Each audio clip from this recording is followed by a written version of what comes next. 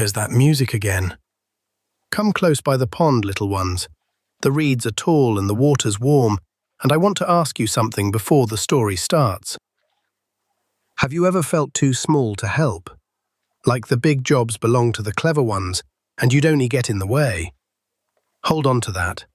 The answer is in the story, and it came, of all places, from 3 frogs and a plan. Now, this was the first proper warm morning of spring. The whole creek was waking up. Buds on the willow, the water running clear and busy, the air smelling green. And down at the mud edge of the pond, where the reeds grow thick and the frogs have their little corner, the Mudpuppy brothers had called a meeting. A very important meeting. With a stick for a gavel and everything. About the pond. And it being spring, and them being full of spring, they had decided the pond needed improving. I had a feeling about how this would go. And out from the reeds came the Mudpuppy brothers. Splish, Splash, and Splosh. 3 frogs and 1 chorus of confusion. Splish was already standing on a rock, and he announced, "Brothers, the pond is good. But spring is here, and good is not the same as improved. So today, we improve the pond. I am in charge of that because I thought of it first and standing on a rock." Improve the pond! Yes, Splish said it, so it is true now. What does improve mean? Improve is what the moon does when nobody is watching. It gets quietly better. We must do that, but louder, and where everyone can see. No, improve is simple. Today, the pond is a 7. We make it a 10. 3 whole better. That's maths. I'm the leader, so I know maths. A 7! Who told the pond it was a 7? Was it Shelley? Shelley tells everyone their number. I'm a 4. I'm comfortable with 4. It means we make it better, bigger, tidier, more improveder. How big? This big? Should I push the pond? I can push the pond. Where do I push it? No, you're both wrong, in the small way. The pond doesn't want bigger. The pond wants a bell. A great soft bell that rings when the moon is sad. That is the improvement. I have seen it. In a dream. On a cold rock. Splosh, we are not hanging a bell on the moon. Then the moon will simply have to stay sad. Write that down. I am writing it down. With a stick. In the mud. The mud ate the writing. The mud always eats the writing. Should we improve the mud? 1 improvement at a time, Splash. We are professionals. We have a plan. We have 3 plans, which is even more professional than 1. I have a 4th plan. It is the bell again. I will keep mentioning the bell until it happens. And so, little ones, the great Mudpuppy improvement plan began. With 3 frogs, and 3 completely different plans, all at once. Plan 1. We move every pebble to the other side. A tidy pond is an improved pond. Begin. Moving the pebbles. All of them. Why this one too? It was already nice. Moving it anyway. I shall move the pebbles of the sky, slowly, with my mind. And just then, ambling along the top of the bank, came Shelley the tortoise, wise young Shelley, who looked down at the heap of pebbles and at the frog moving none of them with his mind, and said, slow as ever, "You've put the tidy pebbles in an untidy pile. That's the opposite of tidy. But you're enjoying it, so carry on." Shelley believes in us. She said carry on. You all heard it. Carry on! That's an order now! Splosh! Carry the on! Where do we keep the on? The on lives where the bell lives, far away, and a little bit sad. Splish, I have a worry. If we improve the pond all the way to a 10, what happens at 11? Is there an 11? Are we ready for an 11? We cross the 11 when we come to it. That is leadership. Now, to work, brothers. The pond won't improve itself.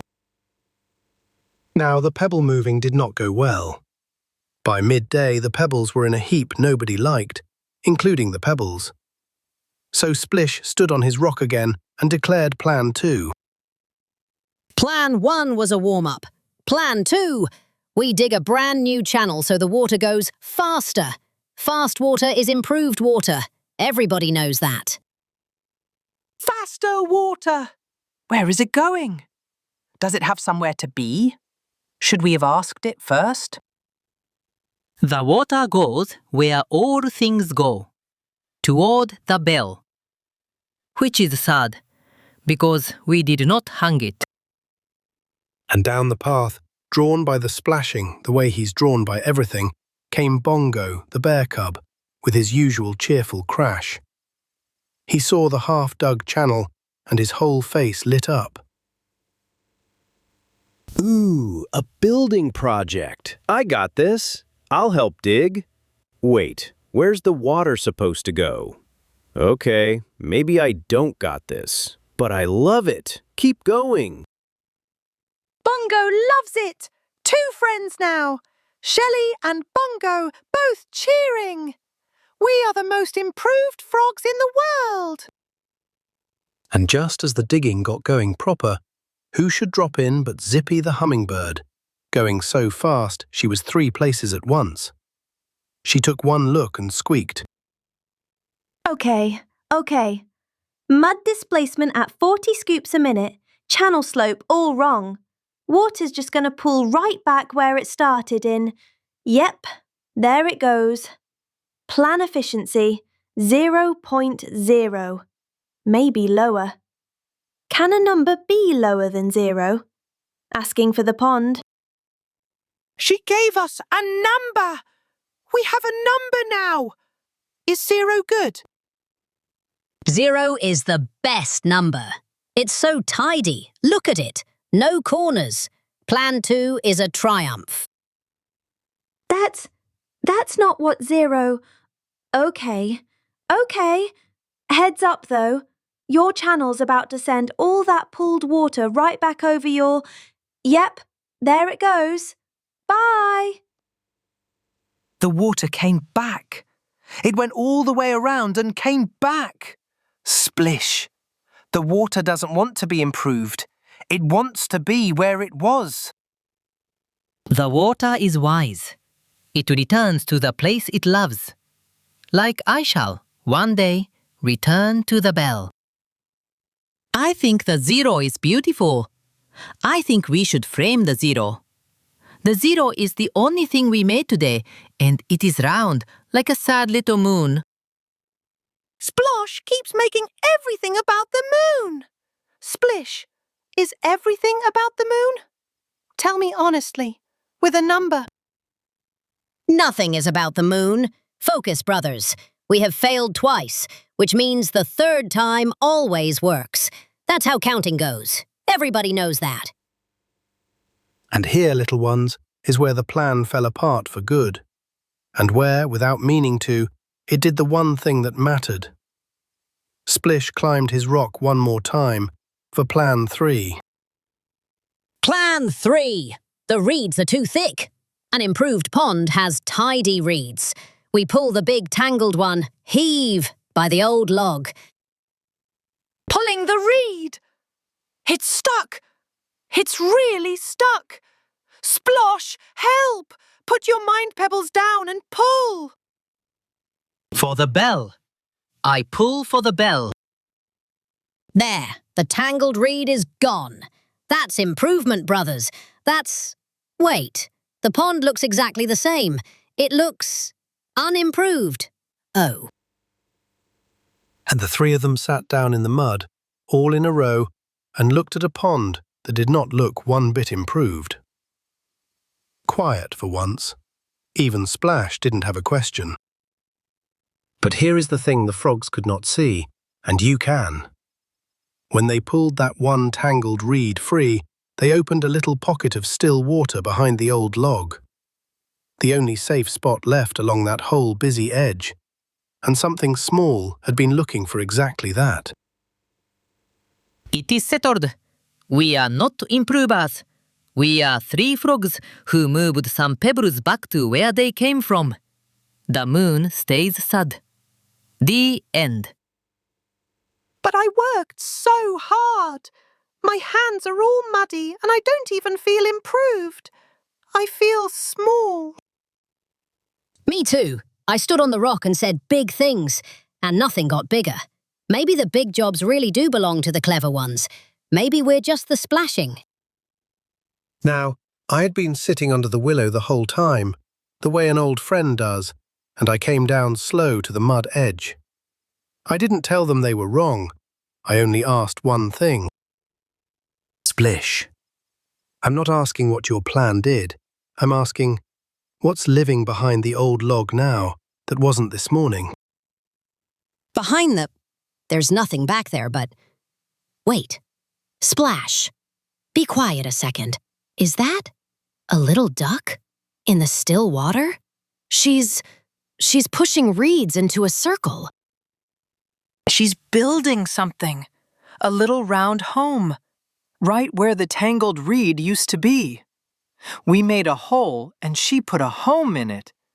That's the realest, truest thing we did all day. She couldn't have built there before. The reed was in the way and the water was too rough, and nowhere along the whole edge was still enough. We made the one still spot, without even trying to. We didn't improve the pond. We made room for somebody littler than us. Is that allowed? To matter that much? By accident? I don't feel small anymore. I feel exactly frog-sized. And frog-sized turned out to be the right size for the job. It's allowed. God uses small hands for real work all the time, little ones. And most of the time, the small hands don't even know it's happening. You didn't make the pond bigger. You made a place. That's a true thing. So that evening, we all sat by the pond, the friends and 3 muddy frogs sitting very proud and very still, so as not to wake a sleeping duck. And I asked them, what do you think it was, in the end, that did the good? It wasn't the clever part. We weren't clever once all day. It was the pulling.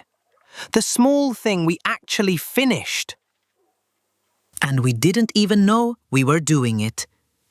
That's the part I keep turning over.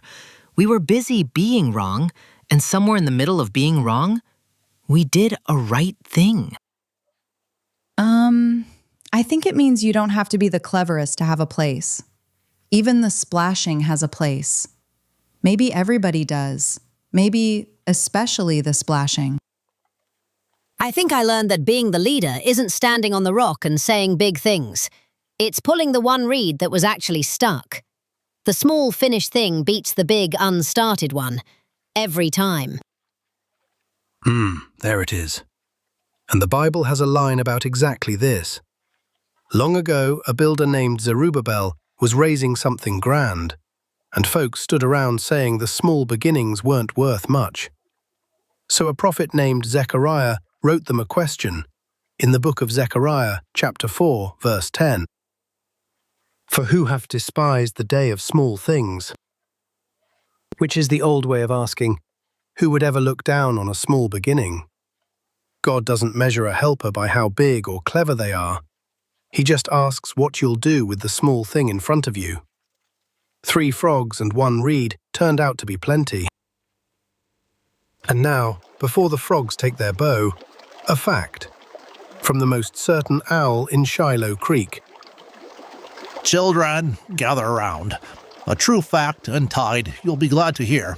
To our 3 muddy heroes themselves. Now, A real mud puppy is not a frog at all. It is a salamander. That's a long, smooth, lizardy little creature with soft skin, not scales. And here is the marvel. It keeps its gills its whole life long. Gills. Those are the feathery red frills behind the head that let a creature breathe underwater. Most young water things lose theirs and grow up to breathe air.